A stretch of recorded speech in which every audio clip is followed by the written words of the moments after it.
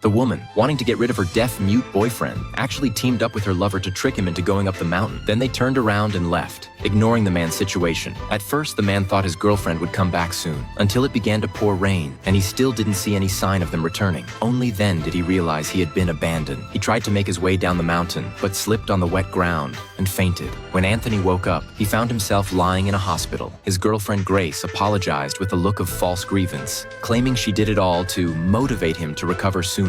Grace had no idea that her boyfriend was never deaf or mute. It turned out that 3 years ago, Daisy lost her hearing and speech in a car accident. She chose to end her life, but was saved by a kind man named Ron. To protect her dignity, Ron lied and said he was also deaf and mute. Ron not only took Daisy in, but cared for her in every possible way. They fell in love while living together and promised to stay together forever. However, once Daisy recovered, their so-called forever ended. After Daisy regained her hearing and speech, she held a grand banquet to reunite with friends. Ron had planned to confess at the banquet that he was fully healthy and tell her he was actually the son of a wealthy family, and finally proposed to her. But at the banquet, Ron overheard Daisy belittling him to her friends, even saying she wished he would disappear because he had witnessed the 3 darkest years she never wanted to remember. What Ron thought was a beautiful life together was, to Daisy, silent and depressing years. Ron stared at Daisy in shock. He remembered the time when Daisy was deaf and mute, when she painted at a street stall and was bullied by a group of thugs, and Ron stepped in to protect her, chasing the thugs away. Back then, Daisy said she couldn't live without Ron, but now that she no longer needed him, she wished for him to disappear. Ron felt hurt